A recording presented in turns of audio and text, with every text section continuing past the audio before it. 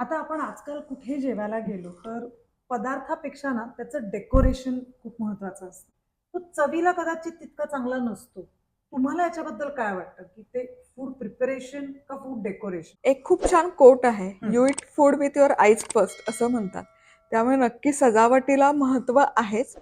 पण असं नाही की सजावट करण्यामध्ये चव कॉम्प्रोमाइज झाली पाहिजे. दोन्हीचाही बॅलन्स साधला गेला पाहिजे. आणि जर सजावटीचं म्हणाल तर आपल्याच संस्कृतीमध्ये हे किती छान त्याची वर्णनं करून ठेवली आहेत. इव्हन संत साहित्यामध्ये पण हे खूप छान वर्णनं आहेत, की ताट कसं वाढावं, काय-काय पदार्थ असावे. मग डावीकडची बाजू, उजवीकडची बाजू, हिरवं कच्चं केळीचं पान, त्याच्याकडे सुरुवात लिंबू, मीठ, मग डावीकडे चटण्या, कोशिंबिरी, तळणं, मग पोळी किंवा तुमची पुरी जे काही असेल, मध्यभागी भाताचे वेगवेगळे प्रकार, मग सुक्या भाज्या, फळभाज्या, उसळी, मग आमटी, मग ताक, मग गोडाचे पदार्थ. हे किती छान आपल्याकडे म्हणजे हे सादरीकरणाचाच भाग आहे. म्हणजे हा वर्षांपूर्वी याचा विचार झालेला आहे. सो छान वाटतं. की हा पदार्थ इथेच का वाढायचा असतो, त्याच्या मागचं सायन्स काय? तर माझ्या प्रेक्षकांना तुम्ही काय सांगाल? कारण देवाला पान हे तसंच वाढलं गेलं पाहिजे. जसं ते निगुतीने तुम्ही म्हणता तसं आहे. त्याबद्दल आम्हाला सांगा कसं कसं वाढायचं?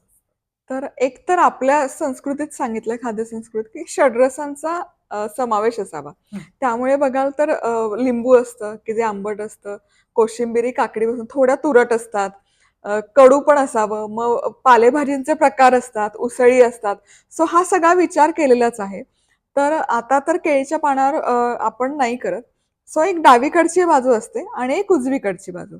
तर जसं आपण पाण्याच्या दूर जातो, मग ती डावीकडची असो किंवा उजवीकडची असो, ते पदार्थ कमी प्रमाणात खाल्ले गेले पाहिजे. त्यामुळे त्याचं अंतर जास्त असतं. बरं. मग सुरुवात आपण मिठापासून केली, लिंबापासून, की ते कमी प्रमाणात हं. चटणी, कोशिंबीर. मग थोडंसं मध्यभागी तळं येतं. मग कार्ब्स थोडे आपण जास्त खाल्ले पाहिजे. मग पोळी, मग मध्यभागी भात. मग भाज्या जास्त प्रमाणात खाल्ल्या पाहिजे. मग पालेभाजी, उसळींचे प्रकार, फळभाजी. मग पुढे आमटी, मग सगळ्यात शेवटी मग ताक आणि मग त्याच्या शेवटी गोडाचा पदार्थ. कारण ते कमी खाल्लं पाहिजे.